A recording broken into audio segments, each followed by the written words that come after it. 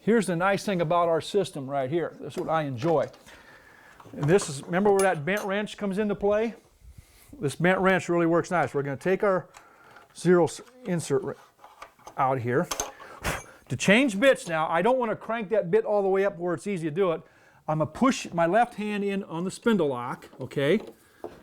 Once that's locked in, right there, all it takes is nudging that bit comes out, and the tongue bit will come in. Drop it on our rubber grommet, snug it up, and we're ready to go. That quick. Now we put our zero clearance ring in again.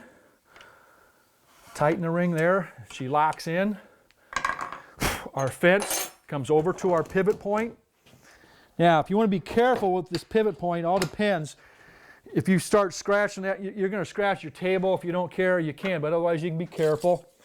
There's our bearing. Pivot our fence, flush with that bearing, lock it down. We're ready to cut our tongues.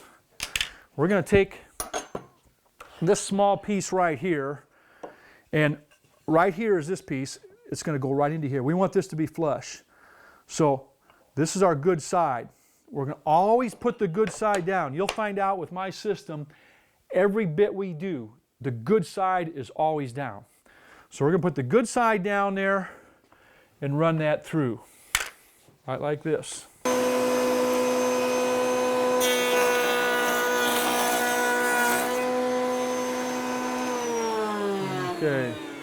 Okay, you can see there's our tongue. Because of that easy set, we're already offset about 1/8 of an inch. That tongue now automatically will come in and correspond with this groove, right like that, snaps in, and you can see we are dead flush right there. Perfectly flush. So that's the unique thing about this tongue and groove system. It's not only strong, but it is very accurate, as you can see. Plus you got a lot stronger joint there with that tongue and groove. So what we're going to do is cut all the grooves now behind the members in our face frame, and then we'll be ready to assemble that face frame.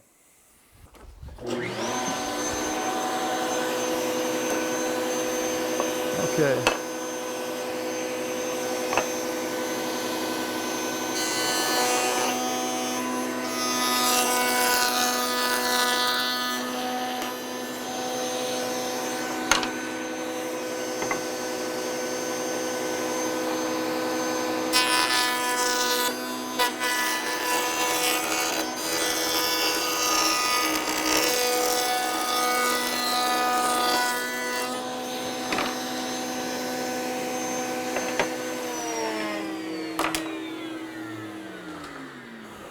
Okay, we've got all the grooves for our face frame cut where they need to be.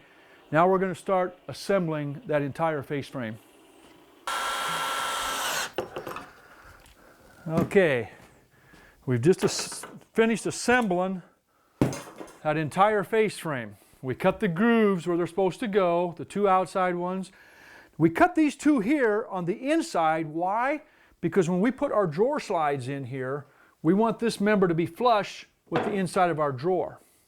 Same thing here. We put one here and here for that side partition, for that drawer slide. Here we're going to have to build out, you'll see later on. Here and here we put them towards the top. There we put them towards the top too. Okay, our entire face frame is built. We're a good start on building the rest of the cabinet. What we got to do now is build the two sides. Now you can use plain 3/4 inch plywood, or you can make some nice fancy raised panels like we have here, and that's what I would suggest doing. So we're going to make the raised panels for the two sides next. Okay, here's our face frame, and here's our side panel right here. This is one of our side panels. And the instructions will tell you how big to make your cut list. There's a cut list. Here's your style, here's your other style, here's your middle style.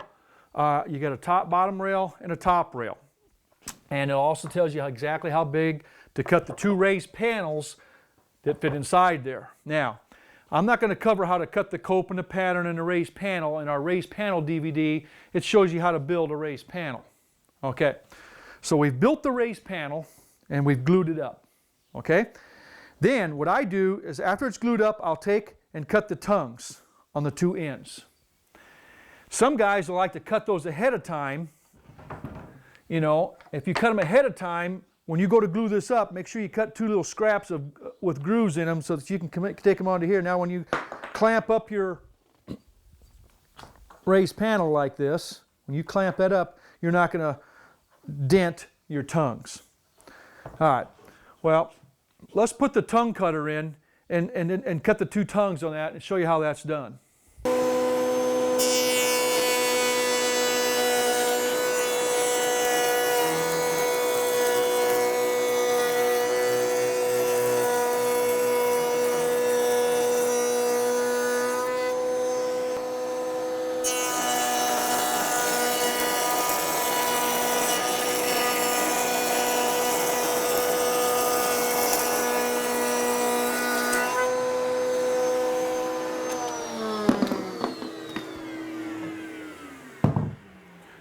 Okay, we've got both of our tongues cut on both of our styles.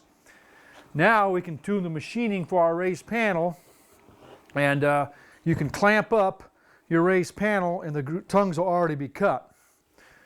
Okay, yeah, we'll take that tongue after you've got your panel glued up.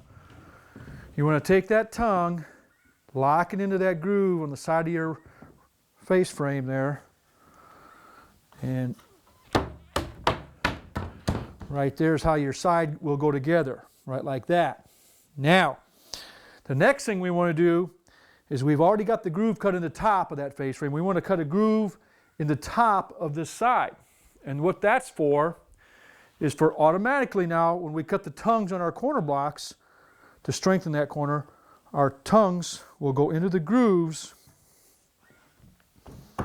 right like that. And we're going to be flush on the top right here too. That's why we're going to cut the groove on the top of our 2 side panels, and we're going to do that next. And while we're doing that, we'll also have a raised panel on the back of this cabinet. I'll show you what that looks like, but we're going to cut grooves on the top of the sides and a groove on the top of that back panel, so we have a groove all along the top. All right, let's go get that side panel and do the other one. Okay, here's our other side now. We're going to show you how we're going to cut that groove in the top of here. We've put back the groove cutter. What's nice about this, you can jump back and forth from the tongue to the groove anytime just by swapping out them bits, never losing the height. Okay, when you cut that groove, it has to be done after it's assembled. You can see that. A lot of people will come into here like this, line it up like this, and cut the groove. The thing is, when you take a groove cutter and you go across the grain, especially in plywood, it's going to chip. You know, there's no way you can get around it. So what we like to do is call it climb cut. We'll come in here like this, and we'll turn it right around and we'll pull that board through like this. It's not going to take off on you because you're not taking much of a cut, just a small 1/4 of an inch. I'll show you how easy that is to do. Come into here.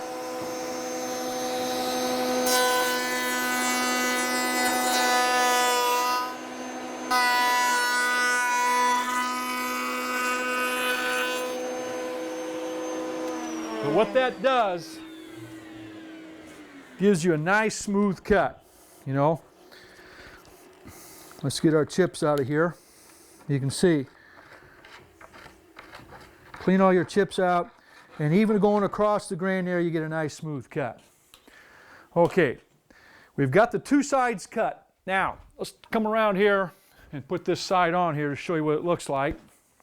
The 2 sides are cut.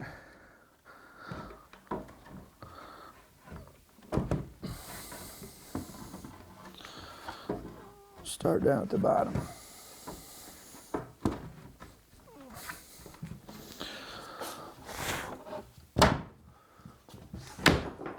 Okay, we got that locked in.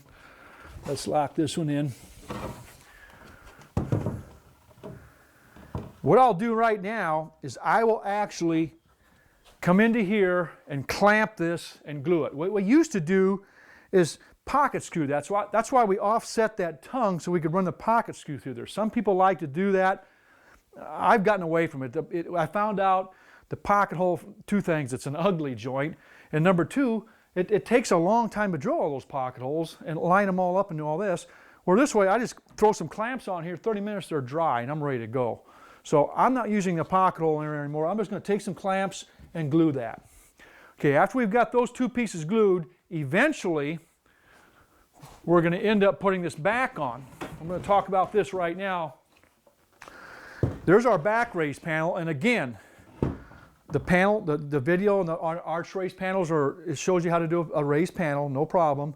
But you clamp that up. But right here especially, we want to cut these two grooves here ahead of time. Before you clamp this up, cut these two grooves in your two stiles ahead of time before you clamp that. Otherwise, what you're going to be doing, you can see, is taking this big piece like here and running it through.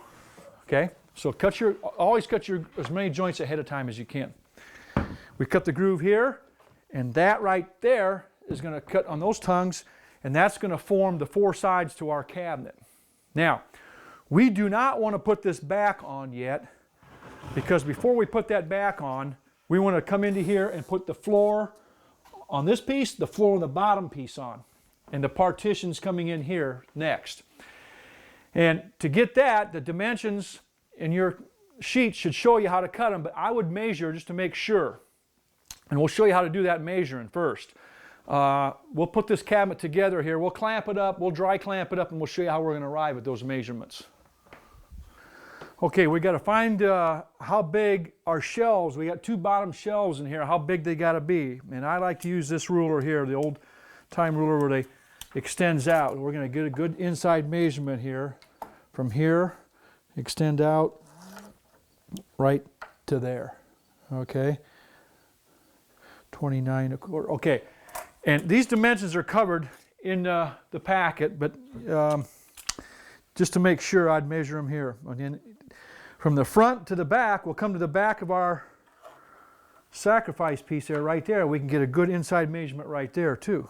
Okay, and we know we have to add 1/4 of an inch to that measurement because that tongue is going to go inside this groove 1/4 of an inch. Okay, once you arrive at that measurement, which we have right here, okay, there's our piece, it's cut to the right size.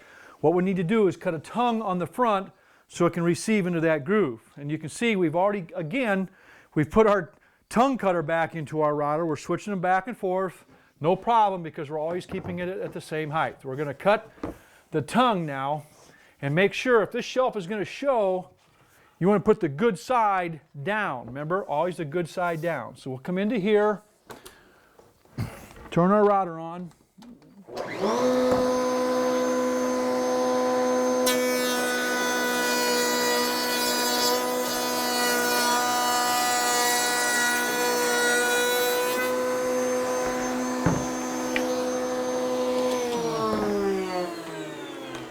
Okay, there's our tongue, and there's our good side. That now is going to come right down into here, just right, and that tongue is going to slide into this groove, except you can see our tongue goes all the way across the board, doesn't it? And our groove stops shy on the ends. Well, that's where in our set, in our tongue and groove set, that's why we include a little flush trimmer, okay? And that's where we're going to come into here. We have a flush trimmer installed into our router. And we're going to come into here and just buzz off that tongue on the two ends so it can bypass that groove. So we'll do that right here. You can see what we're doing right here.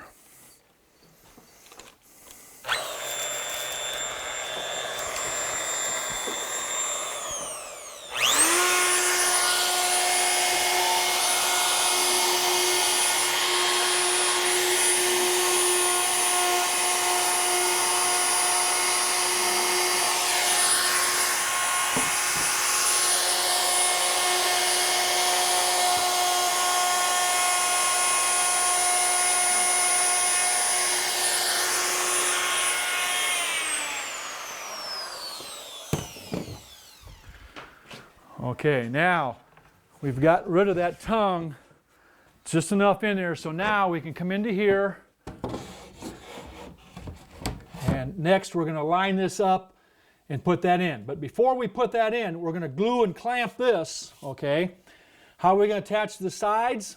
Well, what we're going to do there, we could put cleats underneath there, but what we're going to do is we're going to drill some pocket holes right here, here, and here. And those pocket hole screws are going to go into this style, into this middle style, and into this back style, right into here. And we can screw that into here. Also, on the back side, we're going to want to put a series of pocket holes to pocket screw into the back. So we'll drill the pocket holes on a piece and I'll show you what we're going to do next.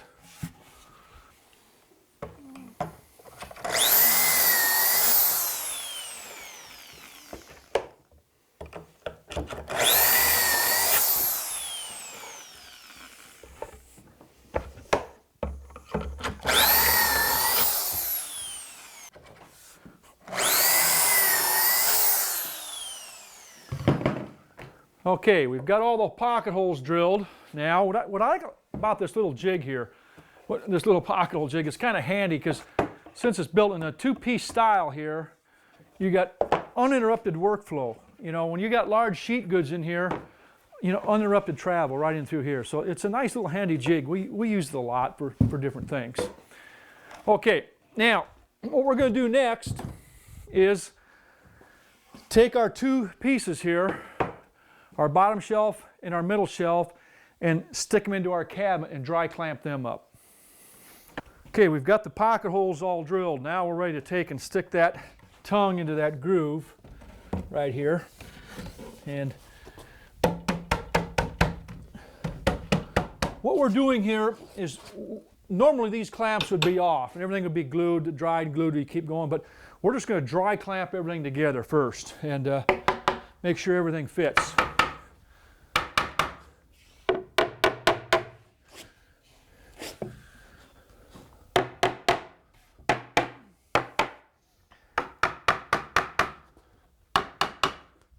All right, we're snugged into that groove, really snug there. What we want to do now is stretch a clamp across the top here. Clamp that. Now, you can see our series of pocket holes. We're clamping the front, okay? But on the sides, we're going into the styles, the two styles, and then that middle style, we're pocket screwing into there too. To make sure this thing is in here square, let's set a square in there and make sure we got this board not going at an angle. We want it square. So I'll come back here and set my square. We're pretty good right there. So what we'll do is load the pockets with screws. And when you're building this, I glue that front edge here, but these pocket holes going into here, it's not necessary really to glue that. You can put a little glue on that plywood if you want to, but once you got this lined up, we'll make sure this side's square.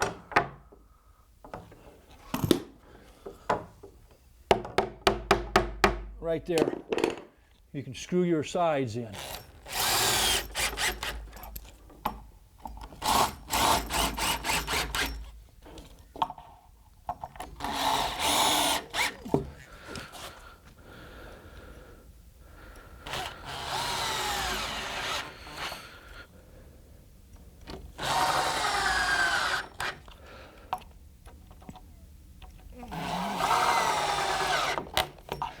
Okay, now once you got that bottom in, that's starting to tie the cabinet together pretty good, and it's squaring it up. So now what we can do is we can bring this cabinet up, and the reason we want to work from the bottom up, we don't want to put this shelf in next because we got some partitions that go inside here for our drawers. When we cut those now, I'll show you how they work. Again, what we did is we'll put a top into here. Put your top into here and measure from the floor up to the top, okay? Once you get that measurement, that's what this is right here. And everything's the same depth back. We're going to take this onto our router table. We'll cut the two tongues, okay? But look at this groove. See this groove? It goes here, it stops, and here it stops. Well, again, we take that flush trimmer. And we're going to flush trim this off here, here, and here. So basically what we have here is the old-time biscuits, you know, but we have some large biscuits, okay?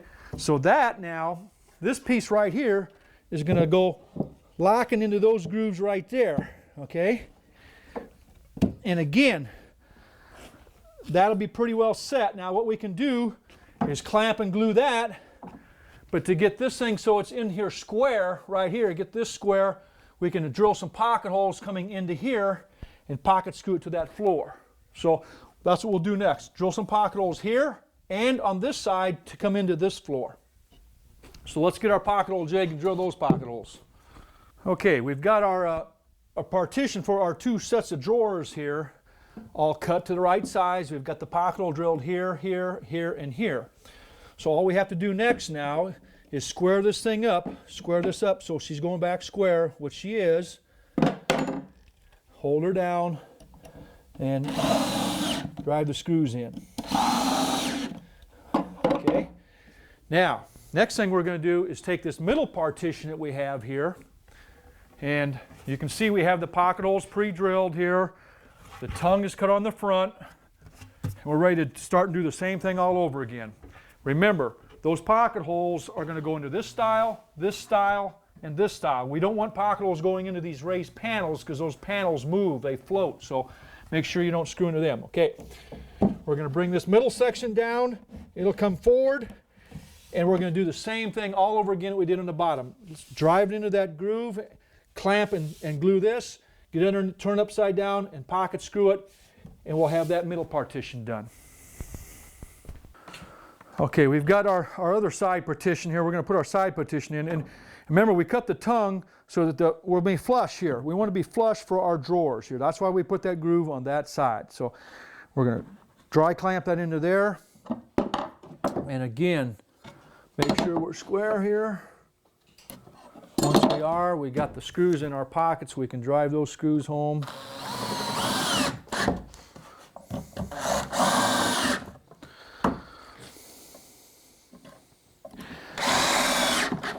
That partition's in. Now, before we want to cut grooves on the top. You can see where I put this brace in here already. I cut a groove here, and then just cut a tongue in a 1x2. And what's going to happen there? That's going to slide into here.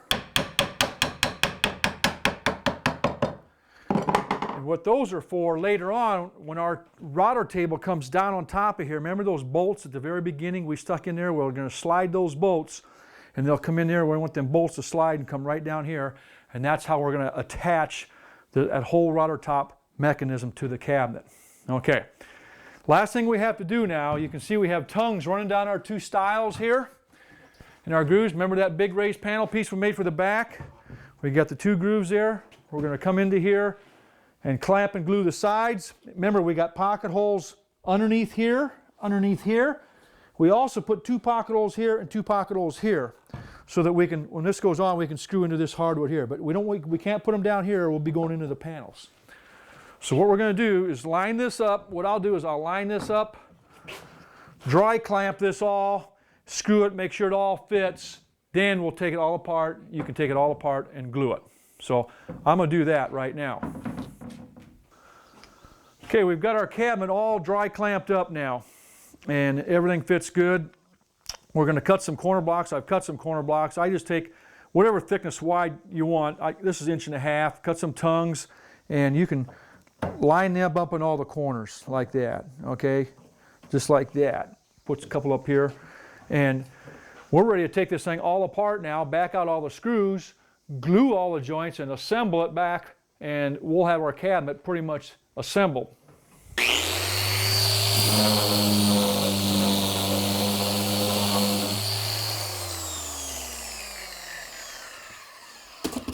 Okay, we've got the clamps are off of our cabinet now. Everything's secure.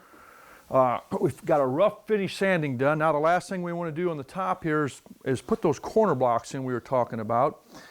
And those corner blocks have a tongue and groove, just like our cabinet does. And let me show you how we're going to cut those. Since we have a 45-degree angle, let's go over to our router table and show you how we're going to cut those. Okay, first of all, we have our tongue and groove bit set up. We just exchanged. We cut a 45-degree angle right here on our corner blocks. Put it down, and we have two push blocks right here. One 45 here, one opposite here for the other side. All we do is put pressure down on that block, push it in, come follow it with that backer board. What the backer board does, it guides it, plus it prevents any chip out. Now here's where, at the beginning, remember I told you we don't use a miter gauge? Even though our fence is not parallel with this miter track, we never use a miter gauge. I never use one because this backer board coming right behind here, the bearing is our guide. We don't need a miter gauge. So I'll show you how easy it works. We'll come in here and make our 2 cuts. Right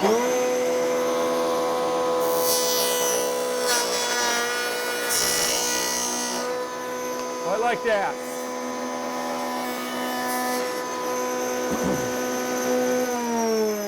You can see right there is our cut, and there's no chip out coming right back here because we're following right there with that backer board. All right. Now we're going to do the same thing. We'll reverse the cut, do the other side. That's where our other push block comes into play, and we'll do the same exact thing on that side.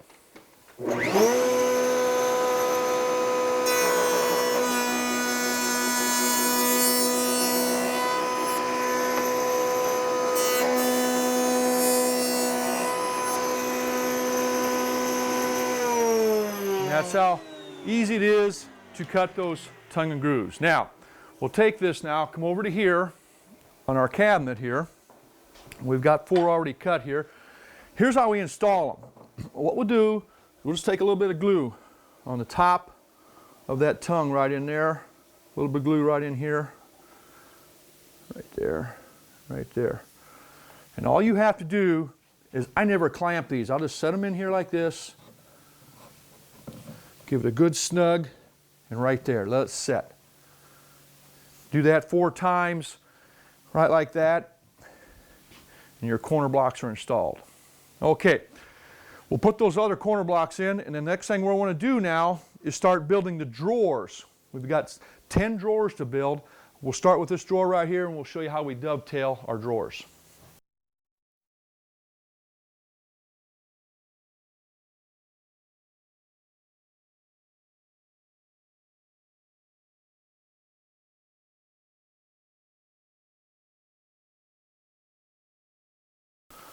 Okay, we're ready to start cutting our drawers here now, and we always dovetail our drawers, and we always use through dovetails.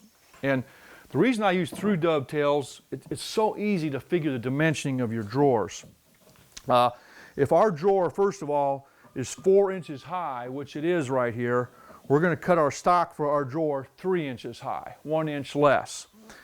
Okay, the drawer slides that we use requires the drawer. They're 22-inch drawer slides, so we're going to make the drawer actual sides 21 inches, one less than the size of the drawer. So we got these here are 3 by 21.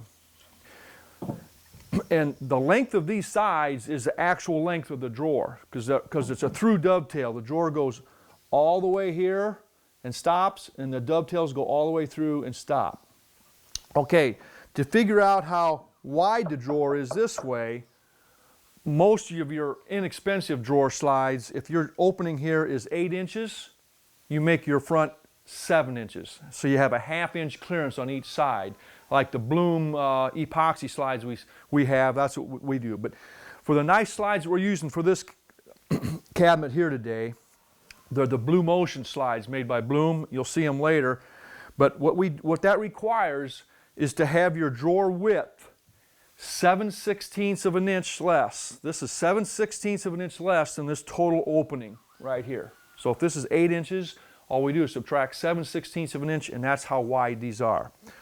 Okay, so we have the 4 pieces for our drawer cut. Now, I'm going to show you how we're going to dovetail them right here on our router table. Okay, we've got our sides cut. We're ready to cut over here on our router table now with our dovetail jig. And this is a dovetail jig we like because it works on a router table. Okay, show you how simple it is to use. All you do is insert your sides into the top here. And what we have on top here is a gauge that you can set that dovetail anywhere you want, okay? Well, we're going to set it approximately right in here. Bring our sides down till they hit the bottom. We want to be flush here. We're going to lock it in,